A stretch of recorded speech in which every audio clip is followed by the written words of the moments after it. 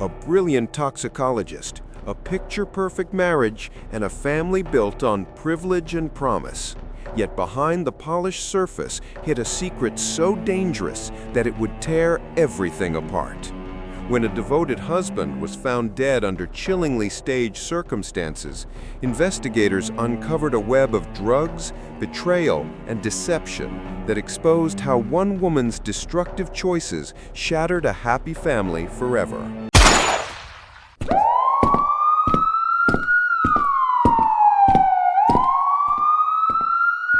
Kristen Rosam's story is one that begins with brilliance and potential, but descends into a darkness few could have anticipated. Born into an affluent family that prioritized education, emotional development, and professional discipline, Kristen seemed destined to follow a path of academic excellence. Blonde, focused, and intelligent, she excelled as a chemistry student at San Diego State University and displayed all the makings of a promising scientist. Her family spared no effort in offering her opportunities that could pave a secure future, and for a time she walked that path with grace. But beneath her disciplined exterior existed a fragile emotional landscape that would eventually crack when she encountered methamphetamine. Kristen's experimentation quickly spiraled into addiction, pulling her into paranoia, impaired judgment, and frequent hallucinations. Her family tried desperately to help her reclaim a stable life, but at 17, overwhelmed and rebellious, she fled to Mexico in search of something unrestrained and far from the expectations placed on her. In Mexico, Kristen met a man who seemed to ground her, 24-year-old Gregory DeVille. 7 years her senior, Greg became the stability Kristen lacked. He was patient, caring, and hopeful, traits that allowed Kristen to rebuild. With his support, she took a job as a toxicology assistant in a forensic department in Mexico. Slowly, she rediscovered her academic drive, completing her toxicology degree with honors, and even earning recognition as the best student in her field. Her relationship with Greg blossomed, and on June 5, 1999, the two married. Soon after, Kristen returned to the United States, joining the San Diego County Medical Examiner's Office as a toxicologist, while Greg began working in biotechnology. To outsiders, the couple looked solid and successful, a testament to perseverance and second chances. But within a year, cracks began to show. Kristen's restlessness resurfaced. She grew distant from Greg, emotionally unstable and increasingly secretive. In time, she began an affair with her supervisor, Michael Robertson, the head of her forensic department, an affair that not only violated workplace ethics, but also exposed her dangerous return to drug use. Greg suspected something was wrong. As Kristen's behavior grew erratic, and as she juggled meth use, workplace manipulation, and her secret relationship, Greg found himself trapped in a marriage unraveling at terrifying speed. On November 6, 2000, everything came to a horrifying climax. That evening, police responded to a 911 call from Kristen, who reported that she had found her husband dead, possibly a suicide. Officers arrived to a disturbing scene. Greg's lifeless body lay shirtless on the bedroom floor, rose petals scattered around him, torn wedding photos nearby, and empty vials of prescription medication spread within reach. It looked theatrical, too theatrical. Yet the death was initially ruled a suicide caused by an overdose of sedatives. Kristen wept and mourned, portraying herself as a devastated widow, but Greg's family immediately sensed something was wrong. Greg had never displayed suicidal tendencies. He despised drug abuse, and nothing about the crime scene, with its staged, romantic symbolism, aligned with Greg's personality. His family pushed for an independent investigation, and what followed would unravel the illusion of suicide entirely. The independent autopsy uncovered something far more alarming: a fatal level of fentanyl in Greg's system, fentanyl being a synthetic opioid up to 150 times stronger than morphine. Along with fentanyl, Greg had clonazepam and oxycodone in his bloodstream, but neither at deadly levels.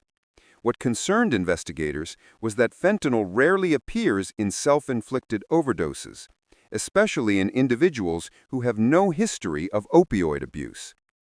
The autopsy further revealed evidence suggesting the fentanyl had been administered to Greg at a time when he was already heavily sedated. This indicated that Greg could not have self-administered the drug, shifting suspicion directly towards someone with both motive and access. That someone was Kristen Rozum. As the investigation progressed, Kristen's inconsistencies became glaring. She offered conflicting accounts of Greg's drug intake, denied her ongoing drug dependency, and became increasingly defensive when questioned about workplace access to controlled substances. Detectives soon learned of her affair with Michael Robertson, a discovery that reframed the investigation entirely. Kristen had motive, opportunity, and the technical expertise to manipulate fentanyl, a lethal substance she had direct access to through her job. Meanwhile, evidence mounted indicating that Greg had confronted Kristen about her drug use and possibly her affair shortly before his death. This created a potential trigger for murder: fear of exposure, fear of losing her career, and fear of losing control over the narrative she had carefully constructed.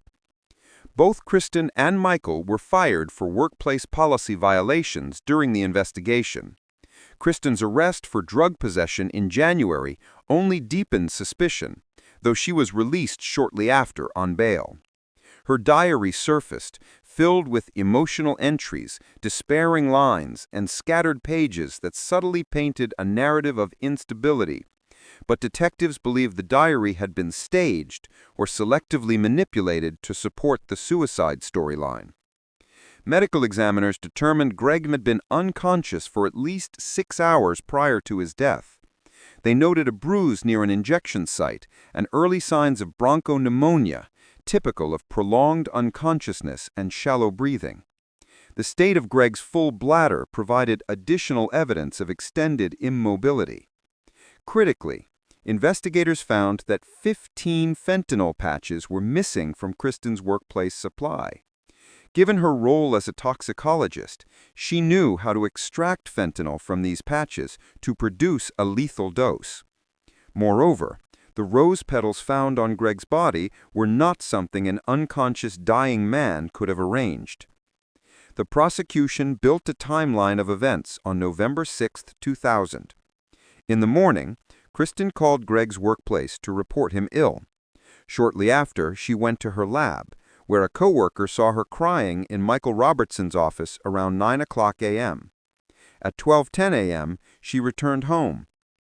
At 12:41 p.m., she purchased a single red rose, verified through her credit card record. Throughout the day, she made several phone calls to Michael, suggesting coordination.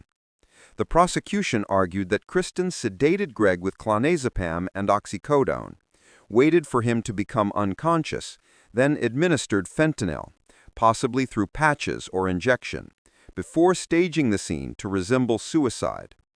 By the time emergency services arrived at 10:19 p.m., Greg had already been dead for at least an hour. Medical experts testified to fentanyl's high potency and rapid onset. Dr. Theodore Stanley explained that intravenous fentanyl peaks in minutes, intramuscularly in 15 to 20 minutes, and orally in about 30. Greg's blood concentration levels suggested multiple doses rather than a single administration. Although no expert could definitively state the exact route the fentanyl took into his body, all agreed the levels were too high to have been self-administered accidentally. Kristen took the stand in her defense. She testified that she found Greg upset earlier in the day and claimed he admitted to taking oxycodone and clonazepam on his own. She stated she ate lunch with him during her break and believed he was simply sleeping when she left for the evening. However, the prosecution countered with medical evidence showing Greg would have been unconscious long before lunchtime. Kristen eventually admitted to lying about various aspects of her drug use and personal life. Her defense attempted to argue that the combination of drugs in Greg's system could have caused accidental overdose. But the fentanyl levels were too precise, too lethal, and too deliberate to fit any accidental narrative. After weeks of testimony, the jury returned a verdict: Kristen Rozum was guilty of first-degree murder with special circumstances due to the use of poison. She was sentenced to life imprisonment without the possibility of parole. Kristen appealed the conviction, claiming her defense team had failed her. The appellate court did identify several mistakes. Crucially, the defense had not tested Greg's blood for fentanyl metabolites, which could have established whether fentanyl entered his system before or after death. Additionally, evidence containers were left unsealed for 36 hours, raising concerns about chain of custody violations. Kristen also alleged internal tensions within the workplace and suggested the possibility of being framed. But even with these concerns, the conviction stood. A later Supreme Court decision reinforced deference to the state's original findings.